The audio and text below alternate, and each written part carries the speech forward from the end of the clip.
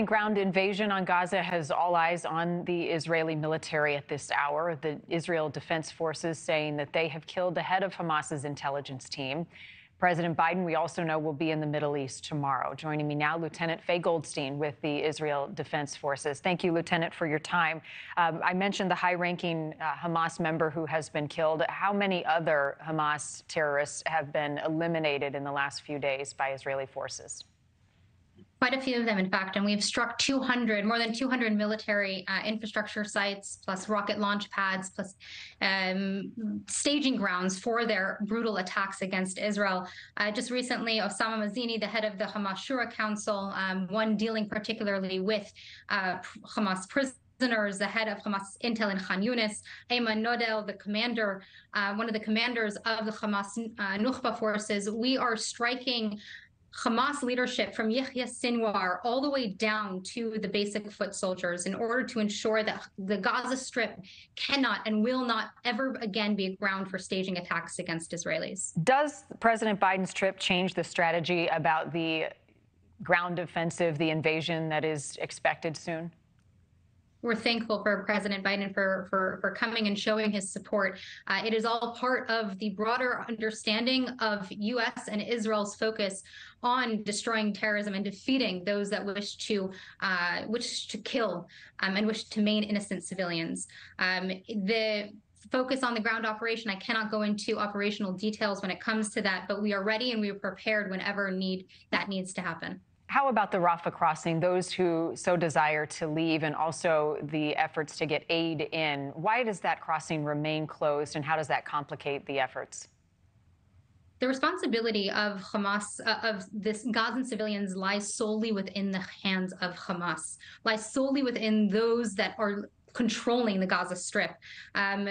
Israel and the IDF has done whatever it could in order to ensure the passage of civilians. We dropped leaflets. We are focusing on making calls. And Hamas, we see time and time again making a conscious, dedicated, brutal effort to not only harm Israeli civilians, but put their own civilians in harm's way, meaning stopping cars from being able to leave from the northern Gaza Strip to the southern Gaza Strip, in order going and making calls themselves, taking away keys from residents, going and stealing fuel from the UN. There are so many efforts that we see active intentions of Hamas in order to force their civilians to remain in Gaza and to be caught in the crossfire. The hostages, what more can you tell me about efforts to safely rescue the nearly 200 people who have been taken hostage? Are there talks underway, and who is involved?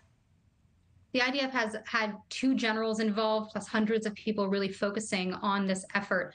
And it is a very, very painful conversation here in Israel. Everybody knows somebody that knows somebody that has been involved in this brutal massacre, or that has been part of those that are kidnapped.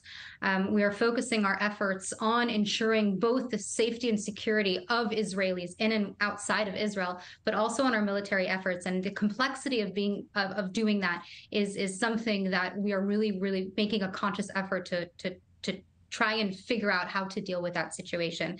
Now, we see Hamas using psychological warfare when it comes to these hostages. And we are also mitigating against that and recognizing the ISIS-like approach to abusing these hostages that they have still kidnapped across the border to get into the hearts and minds and manipulate people and focusing and ensuring that people forget, or trying to make people forget, the brutal massacre that they had committed on October 7th.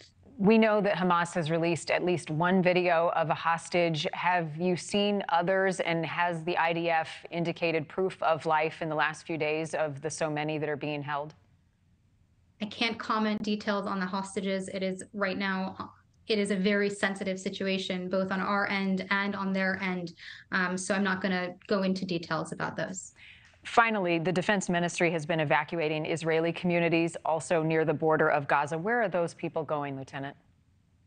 So there are Israeli communities that are being evacuated from the border, from southern Israel. There are also Israeli communities that on the border of Lebanon, 2 kilometers that are being evacuated and moved more towards central Israel. I don't want to disclose exactly details, but they're being moved to locations that are not directly within the crossfire and in areas that they're able to be safely housed. Thank you for watching. Go to newsnationnow.com to find NewsNation on your television provider. And don't forget to click the red subscribe button below to get more of NewsNation's fact-driven, unbiased coverage.